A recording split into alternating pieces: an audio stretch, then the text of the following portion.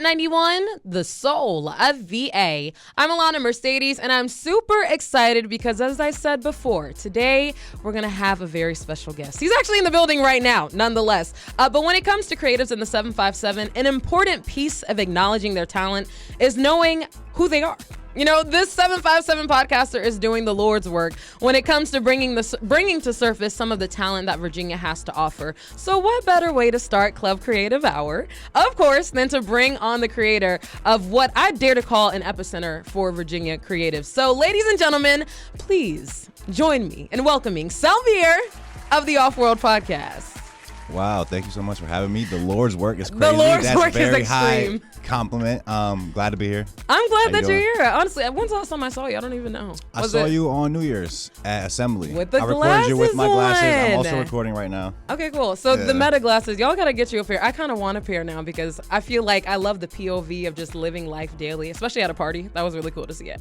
But yeah, so Selmir's here in the building. If you don't know what the OFFWRLD podcast is, then you unfortunately must live under a rock. So Selmir, could you explain for someone who would not be familiar with the name, what exactly the OFFWRLD podcast does? What is the OFFWRLD podcast? So we have conversations with creatives from this area and other areas. We travel around.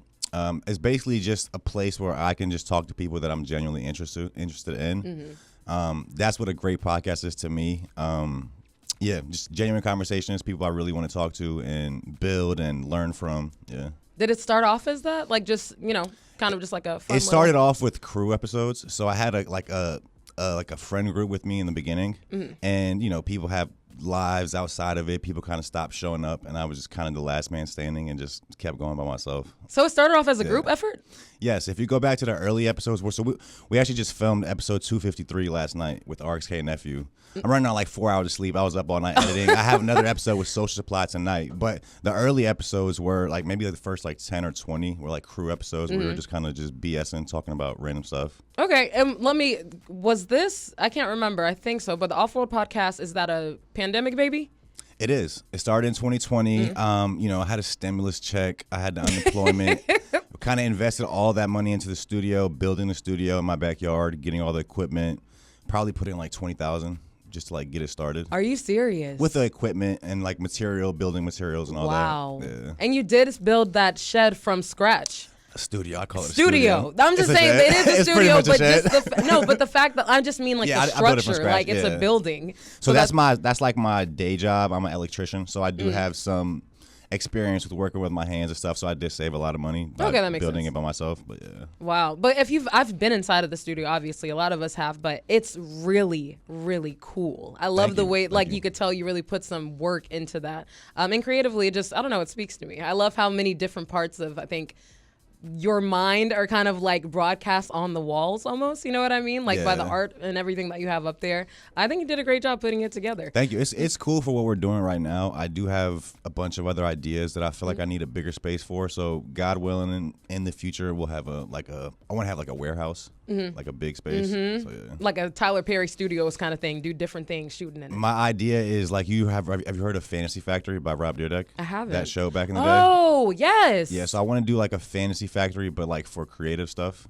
So that's kind of what I'm working towards. Okay, cool. Yeah. And so I know the OFFWRLD podcast started off being like a group thing. You said that, people eventually fell off. But how did it switch from being, kind of like us in the crew to talking specifically to creative people, like talented people you were interested in? So even when I was doing the crew episodes, I was like sprinkling in solo interviews here and there. And I always had a thought to do interviews for it to lead to that. And then, like I said, we kind of had a falling out, the crew did, so I was kind of forced to go at it alone. And it was really my dream. It was more my passion. They were kind of just supporting me, kind of just coming out. So, yeah, that's kind of how it got to that. Yeah, and it happens at times, and that's okay. Because obviously it became what it's supposed to be today. Chasing your dreams is a lonely road. As Will Smith said. It is a lonely road, but I really like how, again, along the way you do find interesting people that, turn into, I guess, more important people in your life too. Like even when I ran into you and started, meeting you and had the chance to sit down with you, I'm like, wow, this is really cool. I must be doing something right. You know what I mean? Like it feels like paths kind of align, although some fall off other people come on. It's and, really you know. cool because also a lot of my friends these days are people that I just build relationships around creativity. So I do enjoy that. Okay, so what kind of creative pursuits have you done outside of podcasting? The podcast? Yeah. So I started out making music. And Really? Selmir did not know that. Yeah, I have a lot of music out everywhere. If you Wow. want to do that, I'm on hiatus right now. So I made music in the past. That's probably the creative. Well, even in like high school. So I graduated in 2013, and even in like high school, like 2009, like ninth grade, I'm doing like skits and stuff on YouTube using my friends as actors. Kind of before anybody was doing skits, it was just some silly stuff. But I do so my my origins of like doing skits and just random comedy stuff kind of go back to then. So I was doing that. Then I was making music from pretty much high school to like 2015. And then I quit making music and I was kind of done with the creative stuff. So I put it all down, just having a 9-to-5, just doing my electric stuff. And it's funny, I always give props to my boy Cam. He was one of the people that was in the original crew. So I stopped doing anything creative in 2015. And he hit me up like 2 years later in 2017. And he was like, yo, bro, like, what's up with the music? Like, you still doing that? I'm like, not really, this, that. But we ended up linking, and he inspired me to get back into creating, which was music at the time. So that's why I give him props, because I don't know if I wouldn't be doing this right now if he didn't kind of get me back into it. But it's funny because now he stopped doing stuff, so I'm trying to get him back into it. But yeah, I did music in the past. That still is my passion. I still love all the stuff I made, but I feel like I kind of said all I wanted to say in my music. And my passion's kind of just evolved to this now. To podcasting. So now with the Off-World podcast being 4 years old, or 5. Oh my gosh, it's 2025. This is the 5th year. Oh my goodness, ma'am. This is the 5th year. So how have you seen it develop from beginning to end as far as the kind of guests that you've decided to bring on, opportunities that have come from the podcast? Like what has happened over these last 5 years that's super memorable for you? I guess just meeting different people, kind of things just spiral into the next thing. I guess the way I gauge it is, that's a good question. I kind of gauge our growth and our development over the years based on just how I feel doing it. Like I can feel myself getting more comfortable doing it, and I can see creative people out here accepting us more and recognizing us for what we do. So that's cool. I don't know. In my mind, I feel like it's still the same small show as when I first started. How humble. I don't know. I feel like it'll always feel like that. I don't know. I kind of don't pay attention to stuff outside. I just get so locked into what I'm doing. I totally feel that. Okay, I definitely feel that. So in that sense, as a creative yourself, do you feel like it has shifted anything inside of you personally, like mentally, as just being a creative? Do you think that the podcast has helped you out at all? I guess it's pretty much became my whole life. Like this is all I do. It's funny because I get so locked into what I'm doing. Like I almost feel like my life didn't exist before this. Really? I feel like this is my life. I don't know.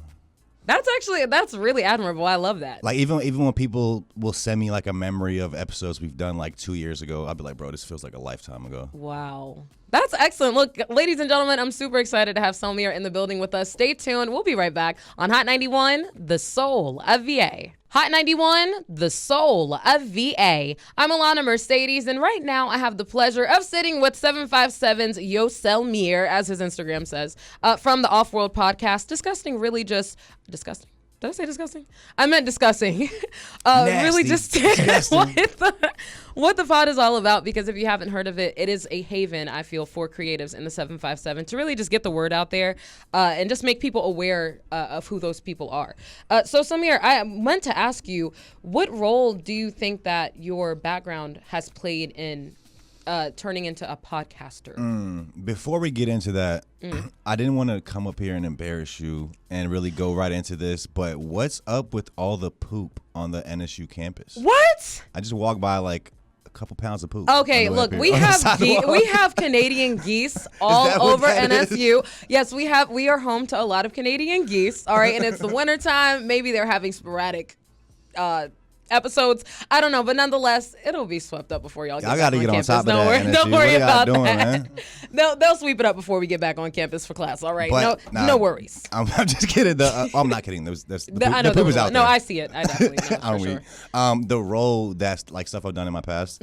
That's a good question. So I've always like kind of just been the person to talk to like everybody. I like talking to people.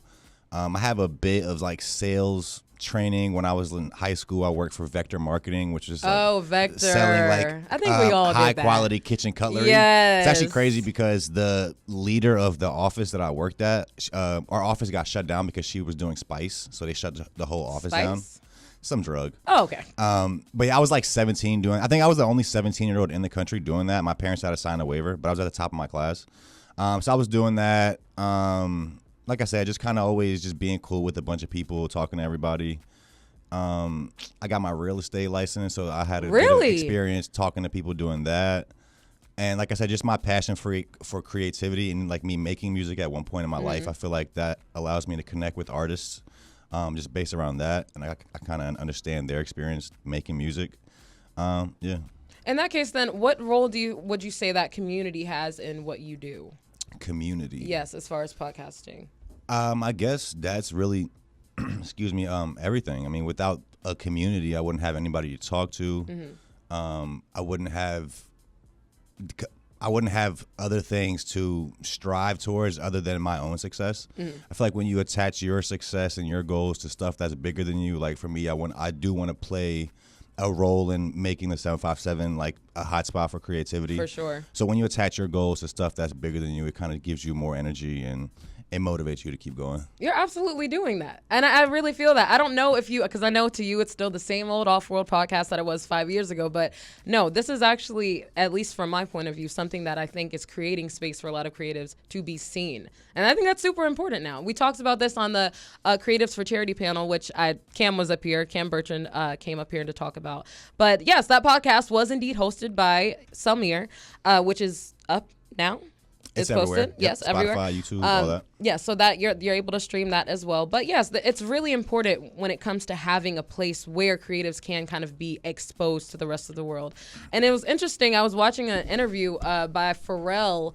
He was being interviewed by Rick Rubin, and they were talking about how the 757 is this place full of talent, full of people who are just out of this world, but they're unable to kind of get the he was saying we haven't figured out how to market or celebrate it properly. I think we're working on the marketing, like with people like me and yourself and Who's Next 757. We have a bunch of brands out here now that are doing the marketing side, but the celebrating it part is, I think, where the public has a learning curve because it's just this thing that has been around for a long time where it's like things feel cooler when they're not in your area.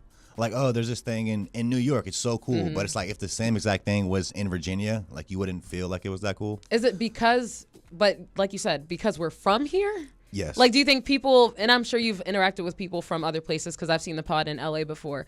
Do you think that people who live in those big places have the same feeling? I would say probably not. And that's because the people in their areas are bigger. So it's like if you're in LA, like I always say, creative scenes work the same everywhere. Like if you look at the scene in the 757 and the scene in LA, it's the same exact thing. Like the mechanics all work the same. There's platforms, there's artists, there's people trying to get like move up the scene, there's people networking. All the mechanics are the same. It's just that people in these other areas, their key players are just worldwide known. They have more notoriety. So I would say the people in those areas probably do feel like their area is cool because the people in their area just have more notoriety. Okay. As far as out here, you can be like the biggest person in the 757, but probably only people in the 757 mainly know you. So it doesn't feel as cool. Okay, and that's interesting. So what do you think that we could do to go about, because obviously we're doing the or trying to start doing the marketing portion. What do you think we could do about celebrating that portion?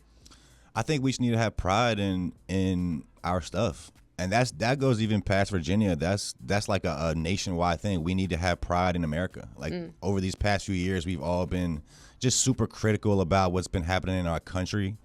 But we need to remember, I think, that this is the best country and we should have pride in that. And that just rolls down to cities and states and everything. Okay. So there's something that we could do locally, though, at a local level to start bringing celebration to the 757.